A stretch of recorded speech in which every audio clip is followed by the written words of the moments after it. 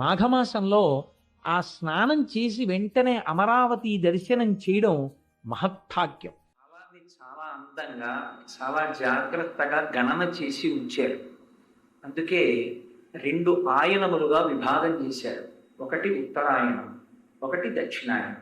అంటే మీరు చూడండి, ఈ లోకంలో అనేక జీవరాశులు ఉంటాయి. 84 లక్షల జీవరాశులు ఉంటాయి. కానీ ఈ 84 లక్షల జీవరాశులకు లేనిది మనకు మాత్రమే ఉన్నది. ఒక విలక్షణమైనటువంటి స్థితి ఉంటుంది. ఒక కుక్క ఎక్కడి నుంచో ఈ ఊరు వచ్చింది అనుకోండి, ఆ కుక్క ఈ ఊరంతా తిరిగేసి 4 వీధులు మళ్ళీ తను ఏ ఊరు వెళ్ళాలో ఆ ఊరికి వెళ్ళిపోవాలి అని గ్రహించగలిగి వెళ్ళిపోగలిగితే వెళ్ళిపోతుంది. ఈ ఊరు ఏమిటి, ఈ ఊరు వైశిష్ట్యం ఏమిటి, ఇక్కడ ఏమైనా తీర్థం ఉందా, నది ఉందా, స్నానం చెయ్యాలా, ఈ ఊరి యొక్క వైభవం ఏమిటి, వాటితో ఆ కుక్కకి సంబంధం ఏమి ఉండదు. ఈ లోకంలోకి మిగిలిన ప్రాణులన్నీ వస్తాయి.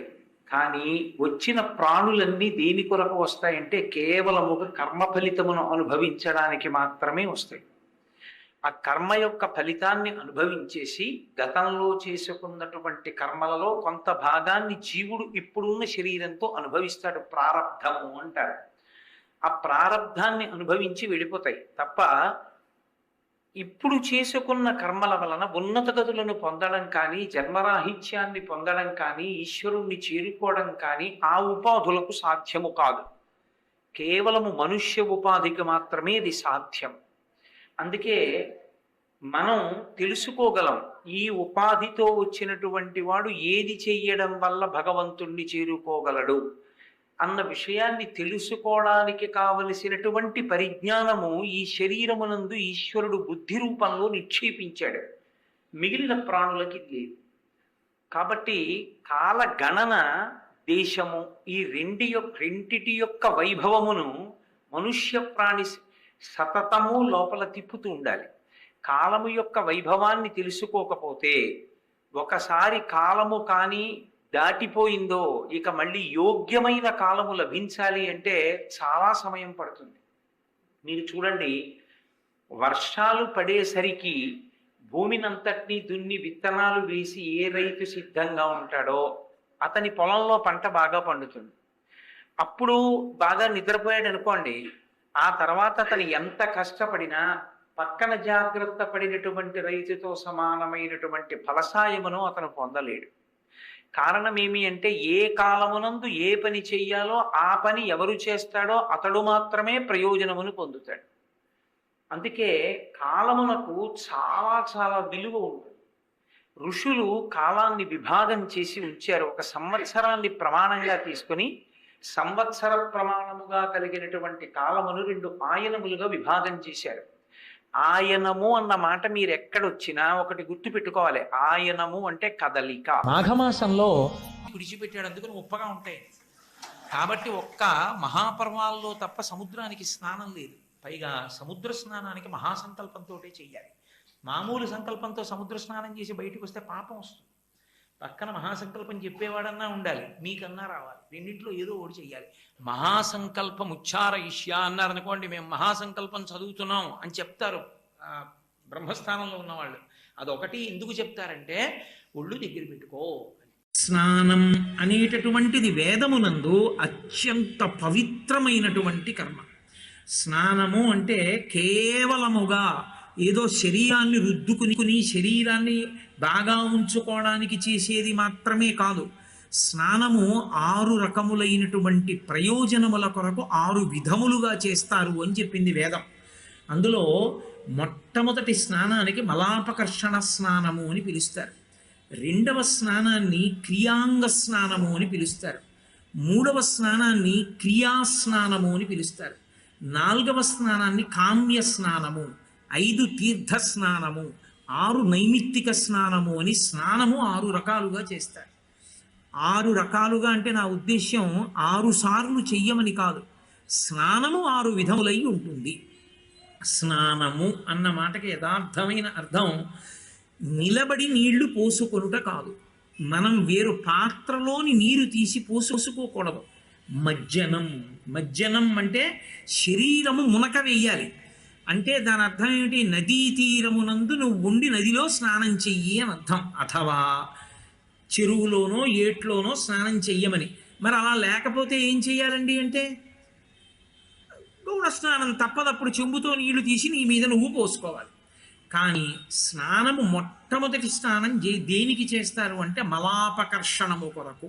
మలాపకర్షణ స్నానము అన్న మాటకు అర్థం ఏమిటో తెలుసా? శరీరము నుండి నిరంతరము మలము ఊరుతూ ఉంటుంది, అది నిరంతర స్రావము. కళ్ళలో ఉన్నటువంటి ధూళికణములన్నీ పక్కకి చిన్న పుసి కింద వస్తుంటాయి, చెమట రోమకూపాల్లోంచి బయటికి వస్తూ ఉంటుంది, నాలుక మీద పాచి ఏర్పడుతూ ఉంటుంది, అలాగే మలమూత్రములు సిద్ధమవుతుంటాయి. ఇవన్నీ కూడా శరీరమును అయోగ్యము చేసేవి, భగవత్ స్పర్శ నుంచి దూరం చేస్తాయి. అవి మనసుని నిలబడనివ్వవు. వీటిని తొలగించుకొని భగవంతుని యొక్క ఉపాసన చెయ్యడానికి ఉపక్రమించడం కోసమని చేసేటటువంటి స్నానానికి మలాపకర్షణ స్నానం అని పేరు. అందుకే మనం చేసే స్నానం అంతా ప్రతిరోజు మలాపకర్షణ స్నానం అంటారు. మలాపకర్షణ స్నానం కేవలం శరీర శుద్ధి కొరకు కాదు, దాని ప్రధాన ప్రయోజనం భగవంతుడి దగ్గర మనసు కదలకుండా కూర్చోవడం. అలా కూర్చోడానికి వీలుగా దేశకాల సంకీర్తనం చెయ్యని స్నానం చెయ్యకూడదు.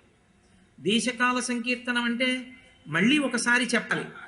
ఏదో నేను ఫలానా చోట నెల్లూరు మహాక్షేత్రే వసతి గృహే సమస్త దేవతా బ్రాహ్మణ హరిర సన్నిధౌ అస్మిన్ వర్తమానేన శ్రీ ఖలనామ సంవత్సరే మార్గశీర్షమాసే కృష్ణపక్షే అని తిథి చెప్పి నేను స్నానం చేస్తున్నాను అని సంకల్పం చేసుకుని గంగే చైవ చైవ గోదావరి సరస్వతి నర్మదే సింధు కావేరి యోజిలేస్మిన్ సన్నిధిం కురు ఆయాంతు స్నానం ద్రవ్యాన్ని సంప్రోక్యాన్ని ముందు 3 మాటలు చల్లుకుని వేడి నీళ్ళైతే కాళ్లతో, చన్నీళ్ళైతే తలతో మొదలుపెట్టమని. శరీరం అనారోగ్యంగా ఉంటే ఉష్ణజల స్నానాన్ని వేదం అంగీకరించి కొన్ని నదుల పేర్లు తలుచుకుంటే చాలు ఆ నదిలోనే స్నానం చేసేసినట్టు. అందుకే గంగతో ప్రారంభం చేస్తారు. ప్రతిరోజు వాడు గంగా స్నానం చేసేసినట్టే. అదే వేదం యొక్క గొప్పతనం. నువ్వు అవకాశం లేక ఎక్కడో ఉండిపోతే నువ్వు చెయ్యలేని దానిని నీ మనసు చేత నువ్వు చేసుకునేటట్టు నిన్ను అనుగ్రహిస్తుంది. అందుకని గంగాది నదులను స్మరించి స్నానం చెయ్యాలి. ఒకవేళ గంగాది నదులను స్మరించడం మాకు చేత కాదండి, ఎలాగా అంటే ఒక్కటే నామం చెప్పుకోమన్నారు. నీకేమీ చేత కాకపోతే గోవింద గోవింద గోవింద 3 మాటలు గోవింద గోవింద గోవింద అంటే చాలు. నువ్వు అన్ని సంకల్పములు చేసేసుకున్నట్టయితే. పురుషుడు ప్రతిరోజు శిరోస్నానం చేయాలి, స్త్రీ నైమిత్తిక తిథుల్లో చేస్తే చాలు. ఉత్తి రోజుల్లో నీళ్లు చల్లుకుంటే ఆమె ప్రతిరోజు తలస్నానం చేసినట్టు వేదం అంగీకరించి. కాబట్టి ఇప్పుడు అలా చేసే స్నానాన్ని మలాపకర్షణ స్నానము అని పిలుస్తారు. 2వ స్నానం క్రియాంగ స్నానము అని పిలుస్తారు. క్రియాంగ స్నానము అంటే నేను స్నానం చేసేసాను, బయటికి వచ్చేసాను, పంచ కట్టుకున్నాను. ఈలోగా మా ఆవిడ వచ్చి, ఏమండి మీకు జ్ఞాపకం ఉందా, ఇవాళ ఫలానా ముఖ్యమైన పనుంది, ఏం చేయమంటారు అని అడిగింది. నేనేదో చెప్పాను. అలా చేస్తే గతంలో ఇబ్బంది వచ్చింది కదా, ఇంకోలా చేస్తే అలా ఉంటుంది. దిక్కుమాలిన మనుష్యులు ఇంతే. మనం మంచిగా చెప్పిన వాళ్ళు వినరు. నాకు కొంచెం కోపం వచ్చింది, రజోగుణ సంపర్కంతో మాట్లాడాను. సరే, వాళ్ళ ప్రారంధం, మనం ఏం చేస్తాం, వాడికి మనం చెప్తే అక్కర్లేదు, వాడికి ఇష్టం వచ్చింది చెయ్యాలి, అలా కానీ అన్నాను. ఇప్పుడు నాకు చికాకు మనసు కదిపోయిందా మళ్ళీ. ఇప్పుడు నేను జపం చేద్దామని కూర్చున్నాను అనుకోండి, వాడి దగ్గరికే పెడుతుంది. వాడు చెప్పిన మాట వింటావు, వాడి గురించి ఆలోచిస్తూ ఉంటుంది, ఇక్కడ మాల తిరుగుతూ ఉంటుంది. అందుకుని క్రియాంగ స్నానం చేయమన్నారు. అందుకే జపం చేసేటప్పుడు, మీరు గాయత్రి జపం చేసేటప్పుడు చేస్తారు, ఆపోహిష్టామయో భవస్థానబుర్జే దదాతనామహే రణాయ చక్షసే యోవశివతమో రసస్తస్య భాజయితే హనహ అంటూ నీళ్లు చల్లుకుంటారు. 2-3 పర్యాయాలు చేస్తారు. అందుకే క్రియాంగ స్నానం అంటే జపం చేసేటప్పుడు కదిలిపోయిన మనసుని మళ్ళీ వెనక్కి తీసుకొచ్చి నిలబెట్టేటటువంటి ప్రక్రియ. మళ్ళీ మంత్రజపానికి వీలుగా అంగముగా చేసేటటువంటి స్నానమునకు క్రియాంగ స్నానం అని పేరు. ఒక్కొక్కసారి పెద్ద ప్రయోజనమే సిద్ధిస్తుంది స్నానం చేస్తే. అంత పెద్ద ప్రయోజనం కోసం చేసే స్నానాన్ని కామ్య స్నానం అని పిలుస్తారు. రామాయణంలో వర్ణిస్తారు, గంగావతరణం జరిగింది. ఓహో, ఆకాశంలోంచి పెద్ద ప్రవాహంతో గంగమ్మ వచ్చి పరమశివుడి తల మీద పడింది. గంగమ్మ యొక్క శక్తి గంగమ్మగా కాదు, గంగమ్మకి శక్తి ఎందుకు వచ్చిందంటే శివుడికి తగిలింది కాబట్టి. నీ చెప్పట్లేదు ఈ మాట, రామాయణంలో వాల్మీకి మహర్షి చెప్పారు, భవాంగ పతితంతో యం పవిత్రమితి పస్పృశు అన్నారు. పరమశివుడి శరీరానికి తగిలి కింద పడుతోంది కాబట్టి గంగకంత శక్తి వచ్చింది, పాపములను తీయగలిగింది. కాబట్టి ఇప్పుడు ఆ గంగని ఇలా తల్లుకున్నాడు, గంగనొక్క చుక్క తాగాడు, గంగలో మునక వేశాడు, పాపాలు పోయి. గంగా స్నానం ఒకప్పుడు గంగావతరణం జరిగినప్పుడు పరమశివుడికి తగిలి పడుతుంటే మహాపాపాలు చేసిన వాళ్ళందరూ చల్లుకుని స్వర్గలోకానికి పోయారు. అంటే కామ్య స్నానం చేశారు అని, కోరిక కోసం తీర్థమునందు స్నానం చేస్తారు. పూర్వం సంతానం కలగకపోతే ఒక ప్రత్యేకమైనటువంటి నదిలోనూ తీర్థంలోనూ స్నానం చేస్తూ ఉండేవారు. దాని చేత అనుగ్రహం కలుగుతుంది అని దాన్ని కామ్య స్నానము అని పిలుస్తారు. ఇక క్రియాస్నానము అంటారు. క్రియాస్నానము అంటే నదీ స్నానము అని గుర్తు. నేను క్రియాస్నానానికి ఎడుతున్నానండి అంటాడు ఒక ఆయన. క్రియాస్నానం చేస్తాను అంటే క్రియ అంటే ఏదో పని చేస్తానని కాదు, నదిలో స్నానం చేస్తాను అని. నదిలో ఎందుకు స్నానం చెయ్యాలి అని అడిగారు. తప్పకుండా నదీ స్నానం చెయ్యాలి. నదీ స్నానం ఎందుకు చెయ్యాలో తెలుసా? సంస్కృత భాషకున్న గొప్పతనం అదే. ఆ పేరు వెనకతే అసలు దాని గొప్పతనం ఏమిటో చెప్తారు. నది అన్న మాటకు అర్థం ఏమిటంటే యస్మాత్ నాదం కృతవత్యః తస్మాత్ నదీతి నామధేయం ప్రాప్తాః ఇది స్యందనశీలాః. నది ఏర్పడాలి అంటే ఆకాశంలో ఉండేటటువంటి నల్లటి మబ్బులో మెరుపు మెరుస్తుంది, మెరుపులో విద్యుత్ ఉంటుంది. ఆకాశంలో మెరుపు ఉండి మబ్బులో ఆ మెరుపు మెరిసి వాన పడుతుంది. ఆ వాన పడేటప్పుడు మెరుపులో ఉన్న కాంతిని పుచ్చుకుంటుంది, పుచ్చుకుని పైనుంచి కింద పడుతుంది. కింద పడ్డప్పుడు అది రాతి మీద పడి పెద్ద ఘోష చేస్తుంది, చేసి నదిగా మారి నిశ్శబ్దంగా వెళ్ళదు. ఇది స్యందనశీలాహ, అది పెద్ద చప్పుడు చేస్తూ వెళుతుంది. అందుకే మీరు నదీ తీరంలో వినండి, నది వెళ్ళేటటువంటి శబ్దం ఒకలా ఉంటుంది. సముద్రపు ఒడ్డున కూర్చుని వినండి, సముద్ర ఘోష ఒకలా ఉంటుంది. నది యొక్క శబ్దం ధ్యానమునకు యోగ్యం, సముద్రం యొక్క శబ్దం మనసుని కదుపుతుంది, మనసుని ఉద్వేగపరుస్తుంది, భయపెడుతుంది. సముద్ర ఘోష మనసు లయం అవ్వడానికి కారణం కాదు. కానీ నది యొక్క శబ్దం ఉందే అది మనసుని లయం చేస్తుంది. అది అంత అందంగా చప్పుడు చేస్తూ పెడుతుంది. రాళ్ల మీద బండల మీద విడినప్పుడు, సుడిగుండాలు తిరుగుతున్నప్పుడు అది ఒక రకమైనటువంటి చప్పుడు చేస్తూ పెడుతుంది. మీరు ఎక్కడైనా ప్రశాంతమైన రేవులోకి వెళ్ళి ఏకాంతంగా ఉన్నప్పుడు, జనం లేనప్పుడు కూర్చుంటే ఆ నది యొక్క కదలికల చప్పుడు వినపడుతుంది మీకు. అప్పుడు ధ్యానం చేస్తే చాలా తొందరగా మనోలయం అవుతుంది.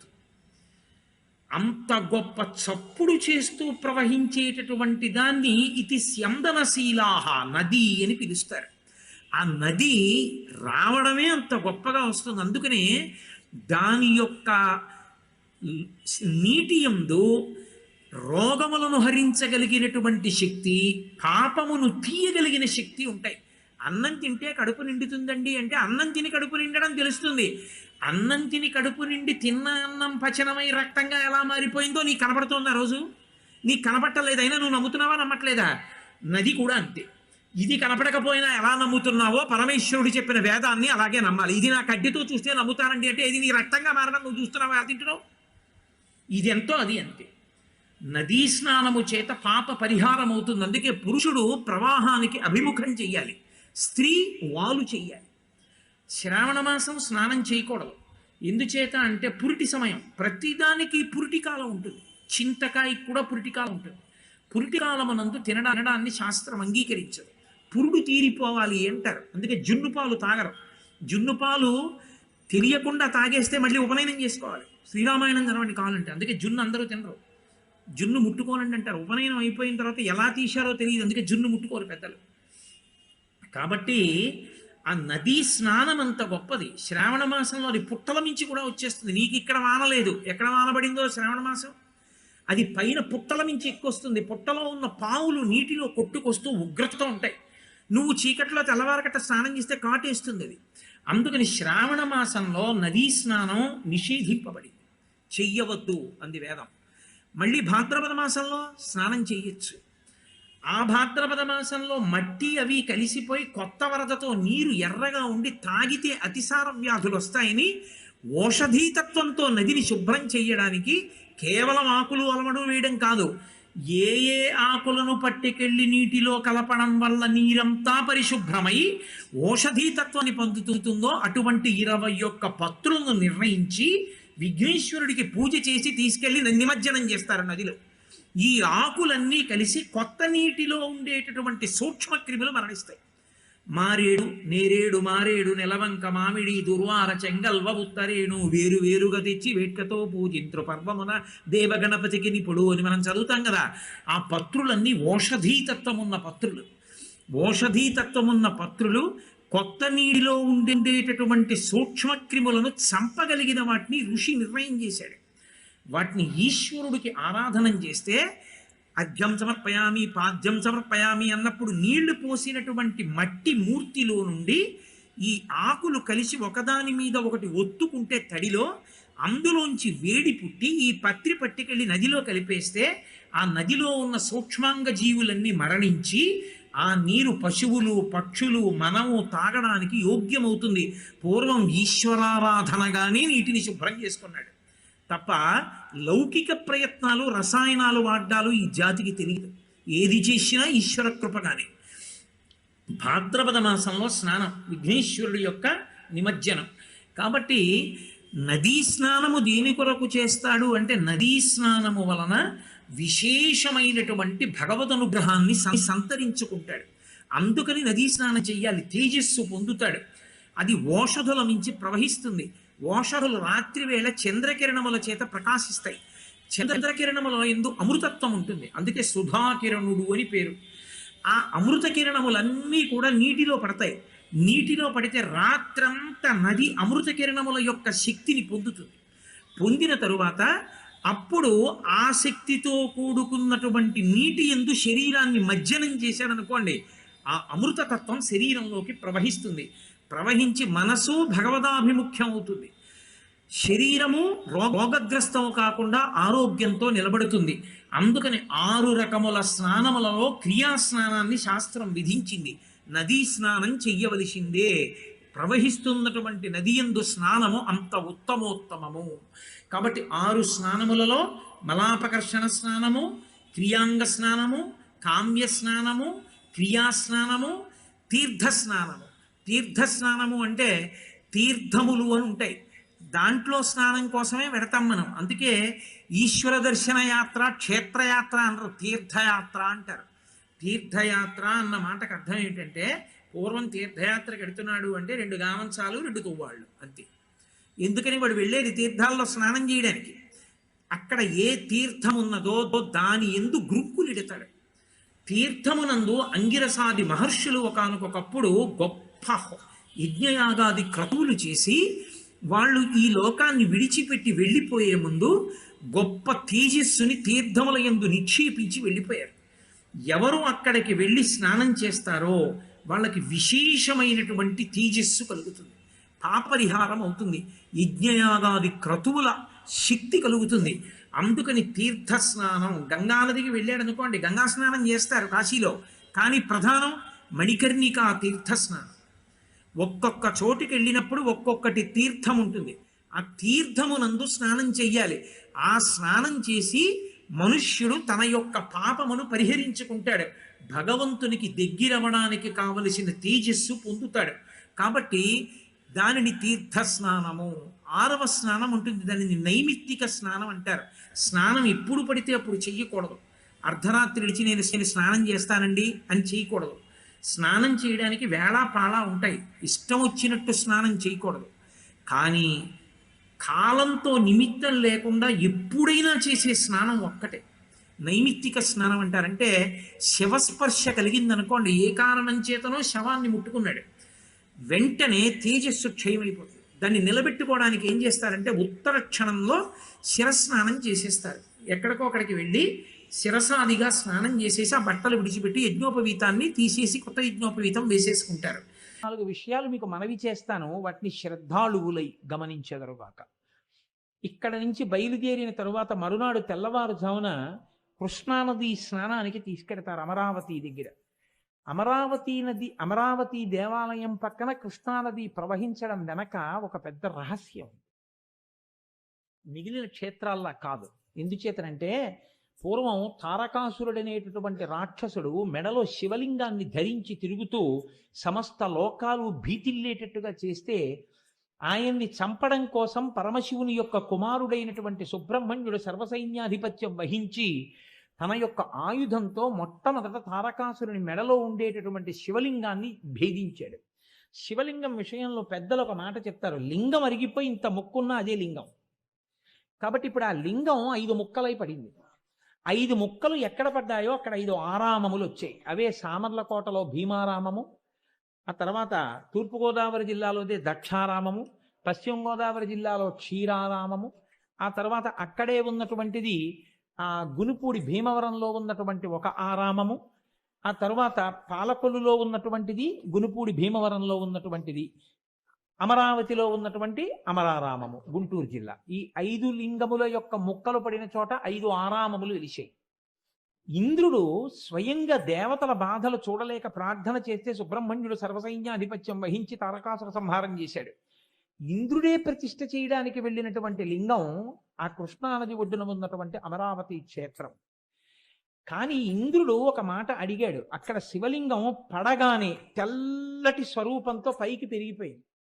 పైకి పెరిగిపోతుంటే బృహస్పతిని అడిగాడు, ఈ శివలింగం ఇలా పెరిగిపోతోంది కదా, ఎలా దీన్ని ఆరాధన చేయడం? భక్తితో నమస్కారం చెయ్యి, అలా నిలబడుతుంది అన్నాడు. నమస్కారం చేస్తే పెరుగుతున్న శివలింగం అలా ఆగిపోయింది. అందుకే మీరు అమరావతి వెళ్ళినప్పుడు చూడండి, అమరావతి శివలింగాన్ని కింద నుంచి అభిషేకం చేయడం కుదరదు. అభిషేకం కోసం వేరే అంతస్తు ఉంది. అంతస్తు మీద నిలబడి పైనుంచి అభిషేకం చేస్తారు. కృష్ణానది అక్కడ ఉండడానికి ఒక రహస్యం ఉంది. కారణం ఏంటంటే అక్కడ దేవేంద్రుడు ప్రతిష్ఠ చేసే ముందు ఒక మాట అడిగాడు. ఇక్కడికి అక్కడ కృష్ణానది లేదు, ఆ శివలింగ ప్రతిష్ఠ జరిగేటప్పటికి. కానీ కలియుగంలో బ్రహ్మగారు మళ్ళీ నది ఎలా ప్రవహించాలో నిర్ణయం చేసినప్పుడు ఇట్నుంచి కృష్ణానది వెడుతుంది. వెళ్ళినప్పుడు ఈ దేవాలయాన్ని కొట్టుకుపోయేటట్టుగా ముంచెత్తదా అని అడిగాడు.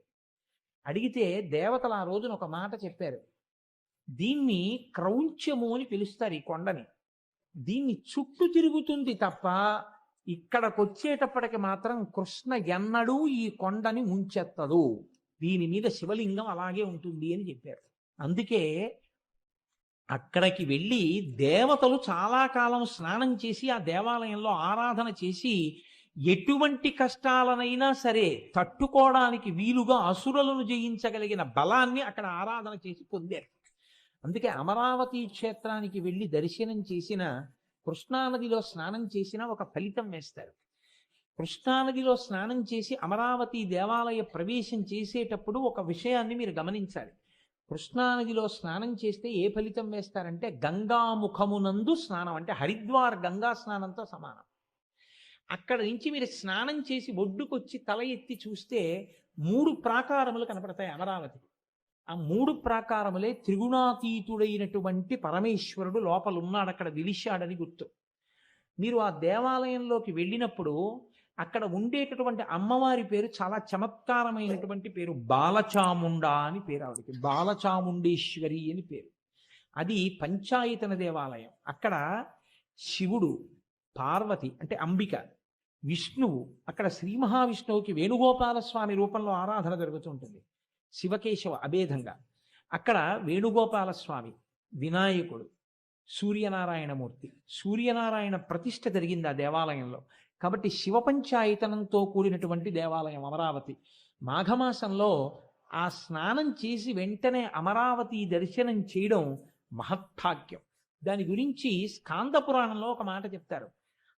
ప్రయత్నపూర్వకంగా మాఘమాసం లాంటి మాసంలో కృష్ణానది స్నానం చేసి అమరావతి క్షేత్ర దర్శనం చేద్దామని ప్రయత్నం చేసిన పరమేశ్వరుడి అనుగ్రహం ఉన్నవాళ్ళని తప్ప ఇతరులను రానివ్వడు అని చెప్తారు. ఎందుకంటే అంత పెద్ద ఫలితం వేయాలి. అందులో మాఘమాసంలో స్నానం ఉత్తరాయణ పుణ్యకాలం రాగానే చేస్తున్నటువంటి స్నానం. కాబట్టి కృష్ణానది స్నానం, అమరావతి దర్శనం అంత గొప్పవి. అది పంచారామ క్షేత్రం. అది ఆ దేవాలయం శిథిలమైతే వాసిరెడ్డి వెంకటాద్రి నాయుడు గారని చెప్పి ఆయన మహానుభావుడు ఆ దేవాలయాన్నంతటినీ పునర్నిర్మాణం చేశారు. కృష్ణదేవరాయల వారు తులాభారం తూగినటువంటి మంటపం, వెంకటాద్రి నాయుడు గారి తులాభారం తూగినటువంటి మంటపం ఆ దేవాలయంలోనే ఉన్నాయి. మీకు ఆశ్చర్యం ఏమిటో తెలుసా? వెంకటాద్రి నాయుడు గారు మరణించిన తర్వాత అమరావతి దేవాలయంలో నైవేద్యం పెట్టడానికి కావలసినటువంటి సంభారములు కూడా లేకుండా పోయాయి. దీపం పెట్టడానికి కూడా అవకాశం లేకుండా అయిపోయింది. ఆ స్థితిలో ఉంటే ఒక ఆయన వెళ్ళి, హైదరాబాద్ నవాబుగా ఉన్నటువంటి వ్యక్తి ఆ రోజుల్లో ఆయన దగ్గరికి వెళ్ళి అడిగారు. నాజర్ దౌలత్ అని ఆయన్ని వెళ్ళి, మీరు ఈ దేవాలయ పోషణకి కావలసినటువంటి సదుపాయం చేయండి అని. ఆయన అన్నాడు, ఆ దేవాలయం నేను పోషించడానికి అందులో ఎవరున్నారని అడిగాడు. శివుడు ఉన్నాడన్నాడు. శివుడికి పోషణ నా వలన కావాలంటే ఆయన నన్ను అడుగుతాడులే, నువ్వు వెళ్ళన్నాడు. చిత్రం ఏంటంటే, ఈ వెళ్ళినటువంటి వ్యక్తి చందూలాల్ అంటారు ఆయన. ఆ రాత్రి నవాబ్ పడుకుంటే నవాబు గారి కల్లోకి పరమశివుడు వచ్చి, నా పోషణ కొరకు కాదు, నేను లోకాల్ని పోషించేవాడిని, నాకు ధూపదీప నైవేద్యాలు జరగడం లోకానికంతటికీ శాంతికారకం, కాబట్టి నువ్వు ఏర్పాటు చేయి, భక్తుల కోరిక మన్నించని చెప్పాడు. ఆయన 450 ఎకరాల పొలం, సుక్షేత్రమైనటువంటి పొలాన్ని, ఈనాముల్ని, కానుకల్ని ఒక నవాబ్ అమరావతి దేవాలయానికి ఇచ్చాడు. ఆ తరువాతి కాలంలో ఎందరో మహానుభావులు కానుకలు ఇచ్చారు. అంత గొప్ప దేవాలయం, ఈశ్వరుడు ఉన్నాడు అని 1కి 10 మార్లు నిరూపించినటువంటి క్షేత్రం అమరావతి. అందుకే దాని పేరే అమరావతి. అమరావతి అన్న పేరు దేవతల రాజధాని. ఈ భూలోకంలో అమరావతి అన్న పేరుతో ఉన్న ఏకైక క్షేత్రం గుంటూరు జిల్లాలో ఉన్నటువంటి క్షేత్రం. ఎందుకంటే దేవతలు కూడా ఎవరిని ఆరాధన చేసి బలాన్ని పొందుతారో అటువంటి వాడు అక్కడ ఉన్నాడు అని. అంత గొప్ప క్షేత్రం అమరావతి. వెనక్కి తీయడం మాత్రం చేత కాక పాలు తెలిసింది. దానికి దయాగుణం ఉండబట్టి కదా ఇంత కష్టపడి తయారు చేసిన పాలు మనకి ఇచ్చేస్తోంది. ఈ పాలు పట్టుకెళ్ళి అభిషేకం చేస్తే పాతవులు పోగొట్టుకుని ఉత్తమ గతులు పొందుతున్నావు, నేను ఇంటికి ఇవ్వాలి పాలన అడుగుతోందా? దయ కలిగినది కాబట్టి ప్రార్థన కాదు. వెళ్ళి 4 గుద్దులు గుద్దితే పొదుగులో పాలు దులుతోంది. వాడు ఎటువంటి వాడు నీకు అనవసరం. ఇవాళ మారి వచ్చి ఆవు పొదుగులో దూడ గుద్దినట్టు వచ్చి పాదముల మీద పడి, గురువు గారు 4 మంచి మాటలు చెప్పి నా జీవితాన్ని ఉద్ధరించండి అంటే చెప్పకుండా ఉండలేక చెప్పిన వాడెవరో వాడు గురువు. అందుకే గురువు యొక్క మొదటి లక్షణం దయ. ఆ దయ కలిగిన వాడు కాబట్టే దీపపు ఒత్తి కాలిపోతూ వెలుతురిచ్చినట్టు తన ఆయుర్దాయం తరిగిపోతోంది, తాను కష్టపడుతున్నాడు, తాను ఇబ్బంది పడిపోతున్నాడని తెలిసిన్నప్పటికీ కూడా శిష్యులకు ప్రబోధం చేస్తూనే ఉంటాడు, ఉద్ధరణ మార్గం చూపిస్తూనే ఉంటాడు. అది వ్యాస భగవానుడు గురువులకు గురువై లోకమునకు అందించాడు. అందుకే దయాపరు కౌరవ్య పితామహున్, ఆ కౌరవులందరికీ కూడా పితామహుడు, తాతగారైనటువంటి వాడు. ఎందుకనంటే ధృతరాష్ట్రుడు, పాండురాజు ఇద్దరు ఆయన కొడుకులేగా, కాబట్టి కౌరవులకు తాతగారేగా. కౌరవులు అన్నప్పుడు పాండవులు కూడా అందులోకి వచ్చేస్తారు, కురువంశములకు చెందినవారు కాబట్టి.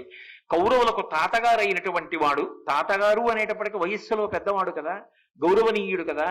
మరి అటువంటిది ఆ పాండవులలో అర్జునుడి యొక్క కుమారుడైనటువంటి అభిమన్యుడి యొక్క కుమారుడైన పరీక్షిత్తు యొక్క కుమారుడైనటువంటి జనమేజయుడికి వ్యాస భగవానుడు ఎంతటి పూజనీయుడై ఉంటాడు. అటువంటి పూజనీయుడు కౌరవ్య పితామహున్ జనహిత ప్రారంభు. ఇది వ్యాసుల వారి గొప్పతనం. వ్యాసుడు కేవలముగా శిష్యులను మాత్రమే ఉద్ధరించలా. నేను ఈ భారతాన్ని పంచమ వేదంగా ఇవ్వకపోతే, భాగవతాన్ని ఇవ్వకపోతే లోకమునకు ధర్మాన్ని చెప్పేవాడెవరుంటాడు? ఈ మనుష్య జాతి అంతా ఏమైపోతుంది అని మనుష్యులకందరికీ కూడా ధర్మాన్ని నేర్పినటువంటి మహానుభావుడు, జనుల యొక్క హితమును కాంక్షించినటువంటి వాడు. జనహిత ప్రారంభు కృష్ణాజినాంబరు. ఎప్పుడు జింక చర్మం కట్టుకుని ఉంటాడు. ఎందుకని అంటే అపారమైనటువంటి బ్రహ్మచర్యమునకు, గొప్ప తపస్సుకు ఆ కృష్ణాజినం గుర్తు. అంటే అంతటి తపోనిధి, ఎప్పుడూ తపస్సులో ఉంటాడు. నడిచి వెళ్ళిపోతున్నటువంటి రాశీభూతమైనటువంటి తపస్సే వ్యాస భగవానుడు. అందుకే కృష్ణాజినాంబరు నీలాంబుద వర్ణదేహు. మనకి భారతంలో ప్రధానమైనటువంటి వ్యక్తులు నల్లగా ఉన్న వాళ్ళు ఎక్కువ మంది కనబడుతూ ఉంటారు. కృష్ణుడు నలుపు, ద్రౌపది నలుపు, అందుకే ఆవిడికి కూడా కృష్ణ అని పేరు. వ్యాసుడు నలుపు. కాబట్టి ఆయన నీలాంబుదవర్ణదేహు, బాగా నీరు నిండినటువంటి నల్లటి మబ్బు ఎటువంటి కాంతితో, ఎటువంటి రంగుతో ఉంటుందో అటువంటి వాడు. ఎందుకు? ఏ నల్లగా ఉన్నాడు అన్నప్పుడు ఇంకొకటి వేయకూడదా ఉపమానం? మేఘంతో పోలుస్తుంటారు ఎందుకు? ఘనశ్యాం అంటూ ఉంటారు. ఘనశ్యాం అంటే నల్లని మబ్బు వంటి కాంతి కలిగినటువంటి వాడు అని.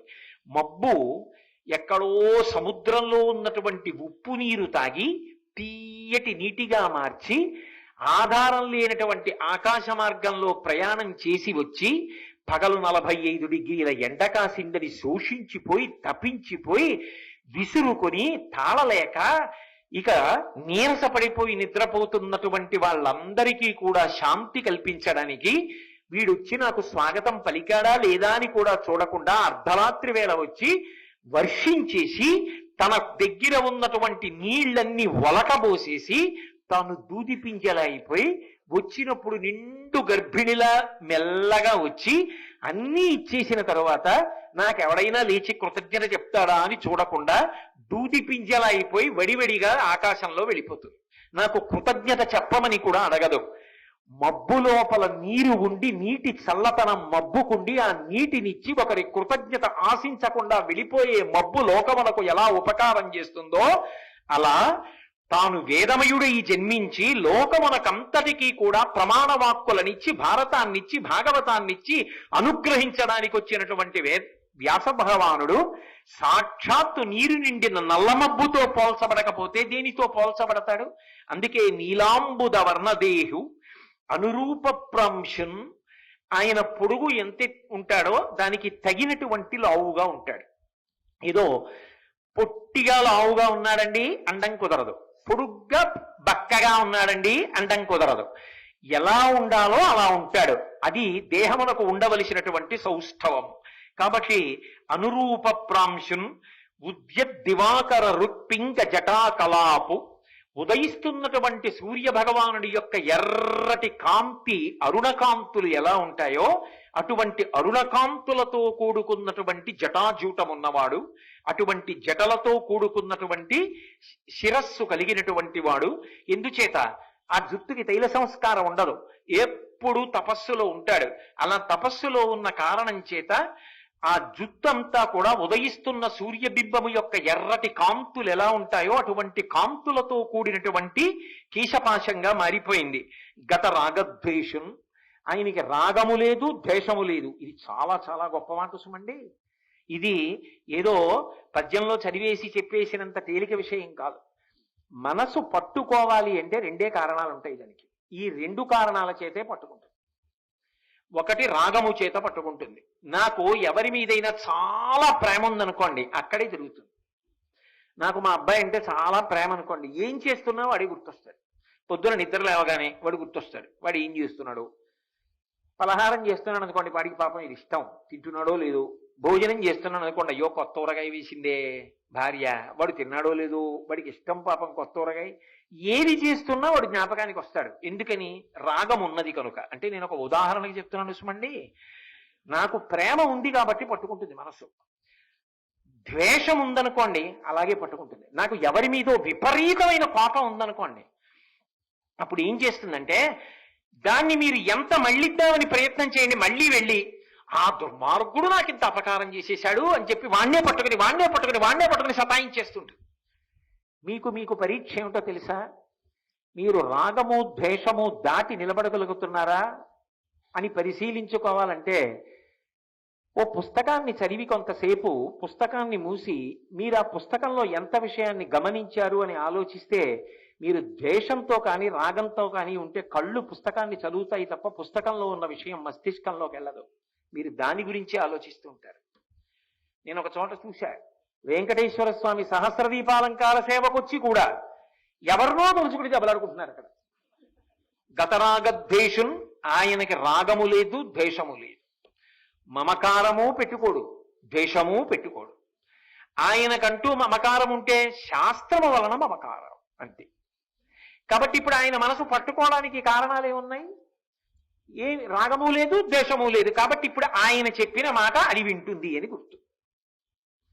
ఇది మీరు చాలా జాగ్రత్తగా గమనించాల్సిమండి. అసలు మన జీవితంలో మన మాట విననిది అన్నది ఎవరైనా ఉంటే మనసు ఒకటే. ఎందుకని అంటే నువ్వు ఇది చెయ్యి అనగానే అది చేసేసింది అనుకోండి, మనిషి తరించిపోలా. భారతాన్ని పట్టేసుకోడు, రామాయణాన్ని పట్టేసుకోడు, భగవంతుడిని పట్టేసుకోడు. అలా పట్టుకోకుండా పారిపోతూ ఉంటుంది కాబట్టి ఇంత అల్లరి వచ్చింది, ఇంత వాంగ్మయం వచ్చింది. లేకపోతే ఎంత తేలికండి, మనసు చెప్పిన మాట వింటే మనసుని సంస్కరించడానికి వాంగ్మయం అంతా వచ్చింది. వ్యాసుడికి ఈ ఇబ్బందులు లేవు, ఆయన మనసుని గెలిచాడు. గతరాగద్వేషం, ఆయనకి రాగము లేదు, ద్వేషము లేదు. అందుకే ఆయన మనసుని పిలిచి ఏది పట్టుకోమంటే అది పట్టుకుంటాడు. మీరు చూడండి, ఓ ఎద్దుని మొట్టమొదట్లో బండి ఎత్తి కాడి కింద తల పెట్టమంటే, మెడ పెట్టమంటే పెట్టదు. కానీ కొంతకాలం అలవాటు అయిపోయింది అనుకోండి, రెండెద్దులు పడుకుని ఉండగా రైతు ఎద్దుల్ని ముందు లేపడం, తాను వచ్చేసి బండి ఎత్తి పట్టుకుని ఆ కాడి ఇలా పైకి ఎత్తి పట్టి రెండెద్దుల వంక చూసి అంటాడంతే. అనగానే రెండెద్దులు లేచి వచ్చి మెడ పెట్టేస్తాయి కాడి కింద. అంటే ఒక చిన్న సంజ్ఞ చేస్తే పట్టుకున్నాయి. అంటే తన మాట వినడం అలవాటు అయిపోయింది ఎద్దులకు. ఇంకా వాటిని లేపి తర్వాత బండెత్తాడు, బండెత్తి ఒకసారి ఏదో సంజ్ఞ చేశాడు, అంతే. ఎద్దులు వచ్చాయా లేదా? అంటే తన మాట ఎద్దులు వింటున్నాయి, ఎద్దుల దగ్గరికి వెళ్ళాడు. తన మాట మనసు వింటోంది, ఇంకా మనసుతో గొడవలేదు. వెళ్ళి పట్టుకో అంటే పట్టుకుంటుంది. ఓసారి ఆ విషయం కూడా ఆలోచించు, లేకపోతే లేనిపోని ఇబ్బంది కదా, ఒకసారి ఆలోచించు అంటే ఆలోచించు. ఇంకా దాని ఊసి వదిలిపెట్టు. 24 గంటలు అదే. జీవితం పాడైపోట్లా, కాలం పాడైపోట్లా, భారతం పట్టుకో అంటే పట్టుకుంటుంది. అది మాటలండి, అదంత తేలిక. ఆ స్థాయికి వెళ్ళడం ఎంత గొప్ప విషయం. అది ఈ దేశం యొక్క గొప్పతనం. ఈ దేశంలో ఎవరు గౌరవింపబడ్డారు అంటే, మనసుని అలా సంస్కరించుకున్న వాడెవరో వాడు గౌరవింపబడ్డాడు. అందుకని ఉచితాసనం ఇచ్చి కూర్చోబెట్టారు. రాగద్వేషములకు నిలయమైపోయిన వాడు ఎంత పెద్ద ఆసనం మీద కూర్చుంటే మాత్రం ఉపయోగమే ఉంటుంది. రాగద్వేషములను జయించిన వాడు ఆ ఆసనం మీద కూర్చోవడానికి అర్హతను పొందుతాడు అన్నది భారతం యొక్క సిద్ధాంతం. కాబట్టి ఉజ్జద్దివాకర రుక్పింగ జటా కలాపుగత రాగద్వేషం నిర్మత్సరం.